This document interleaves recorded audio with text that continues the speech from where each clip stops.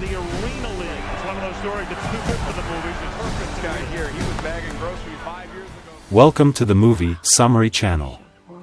If you like the featured video, please watch it full to the theaters near you or by the original movie at the link below the description. Movie Summary does not condone piracy and falls under the fair use law. Now, let's enjoy the video.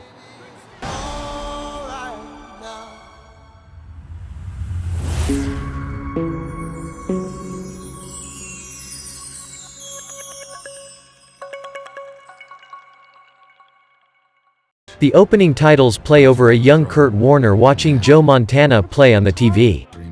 It motivates him to go outside and practice. Jump to Kurt as a fifth-year player at the University of Northern Iowa. Kurt and his wide receiver hook up for a touchdown. He's good, but he always moves outside the pocket, something that aggravates the head coach to no end. Kurt sits in the dorm room at his desk with a big box TV, a VCR, and tapes, and watching film footage and making highlight reels of his game for the upcoming draft. His teammate barges in and drags him out to the local bar. Country music blasts from the speakers. Kurt isn't a big fan of country music, but he sees a pretty girl named Brenda having a ball on the dance floor, but doesn't take a shot.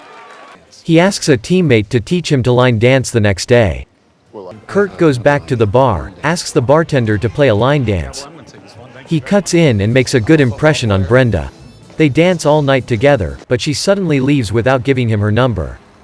The following day, Brenda is at her parents' house. She's trying to get her toddler daughter to eat something while her 4 or 5-year-old son Zach worries about his broken radio. Zach is legally blind. Then there's a knock at the back door. Brenda goes to check it out when she sees Kurt standing there with a single red rose.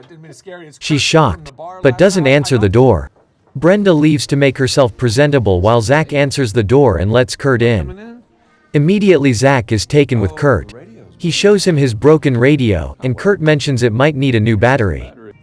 Zach leads Kurt to the bathroom, opens the top drawer, and shows him new batteries. Kurt switches out the batteries, and the radio starts playing country music. He and Zach begin to hang out and listen to the radio while Brenda's mom watches, then eventually introduces herself. She's impressed with Kurt. Kurt invites her to his next game, and Brenda wonders why he's even interested when he's seen everything she's got on her plate. But he's very interested. So much so that when she asks where his car was, he tells her that he walked from the university, which is 3 miles away.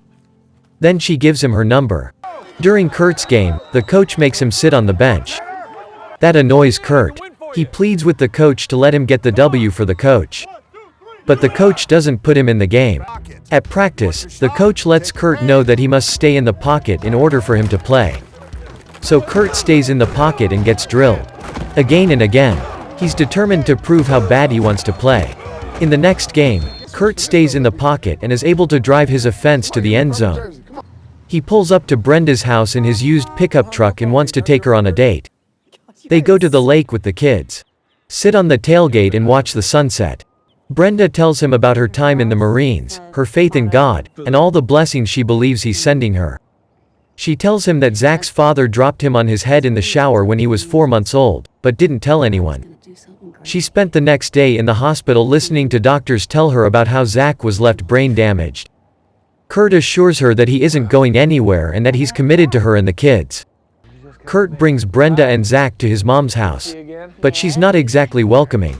They watch the draft, and Kurt hopes his name will be called but knows it will be 2 days long. Brenda reminds him that Zach's birthday party is tomorrow. Kurt says he will be there. Brenda leaves with the kids in Kurt's truck. His mom asks him if he's ready for all that. Kurt knows that he wants to move forward with Brenda and the kids. At Zach's birthday party, Brenda sees Kurt enter. She waits for him to tell her if he was drafted. But he simply shakes his head no. But Zach makes him light up by giving him a piece of birthday cake. Brenda's family sits around the dinner table. Brenda's dad asks Kurt how he thinks the Chicago Bears are going to do this year. Kurt starts going into his thoughts when he suddenly stops. Brenda's dad eyes him with a sly smile. Kurt excitedly asks if someone from the Bears called. Dad says no. Kurt shows his disappointment. But 2 seconds later, the dad says the Packers did. Kurt and the family celebrate. Kurt gets a signing bonus of $5,000. He uses it to buy a used, green SUV. He tells everyone it's green for the Green Bay Packers. He says goodbye to Brenda and the family, then drives to Wisconsin. He watches Brett Favre, Mark Brunell, and former Heisman winner Ty Detmer on the field at training camp. The coach waves him in, but Kurt says he can't because he doesn't know the playbook. Later that night, Kurt is cut. Back in Iowa, Kurt buys groceries at Hy-Vee Market with food stamps. He sees that they are hiring at the checkout and asks for an application. Brenda attends nursing school during the day while Kurt stocks shelves at night. They try to schedule a date night, but their schedules don't line up. Kurt stocks Wheaties boxes, and his coworker asks him if he's ever going to be on the box. Kurt says it's not as easy as it looks. Then the county worker goes long, and Kurt passes him a box as a football. They crash into a tower of stacked goods. The manager comes out, and Kurt says they'll clean it up. While eating lunch with Brenda, Kurt is approached by Jim Foster, Bruce McGill, coach of the Iowa Barnstormers. Kurt thinks it's a waste of time, but Brenda takes the card.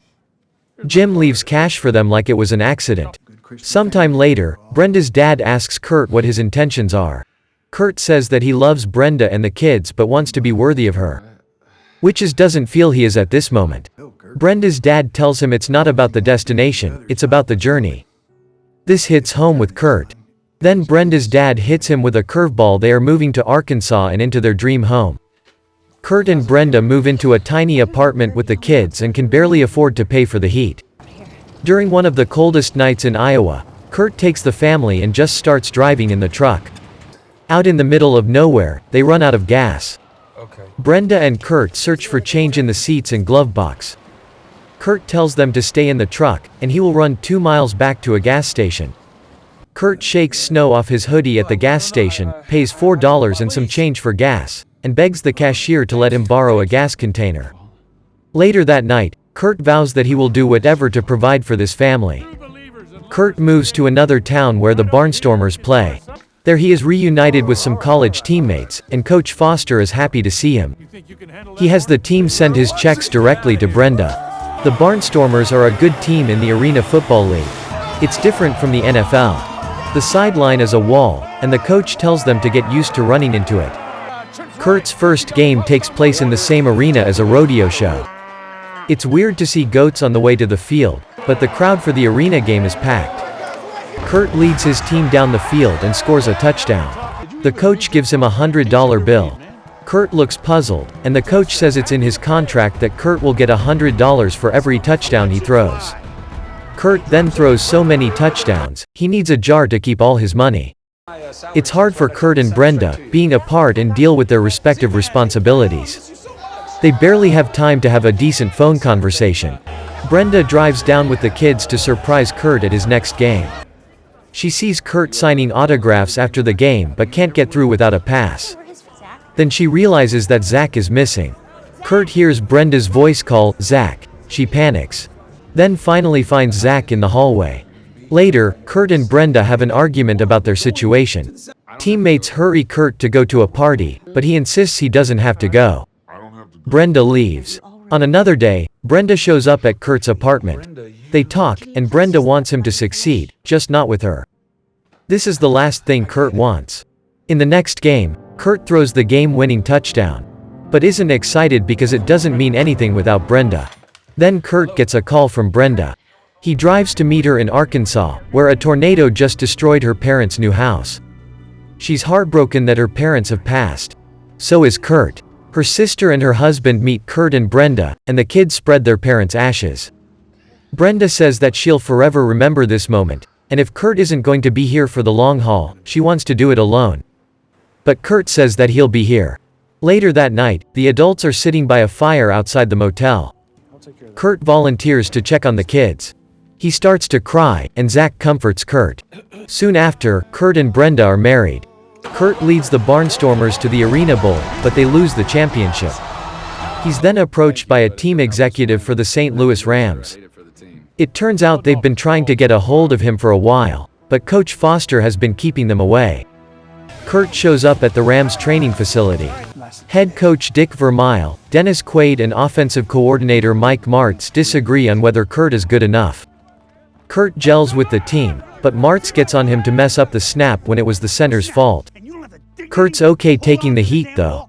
Martz calls him into the office and tries to tear him down. Kurt shows his resilience. Eventually, Kurt makes the team as the backup quarterback.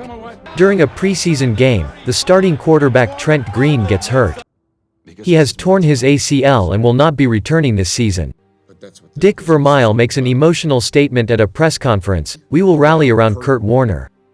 Brenda makes her way into the locker room and gives Kurt an last-minute pep talk. She gives him a letter from Zach, and it moves Kurt. Kurt and his teammates Marshall Falk, Isaac Bruce, and Torrey Holt face off against Ray Lewis and the Baltimore Ravens in the season opener. Kurt takes the field and leads his team to the red zone, but it is intercepted.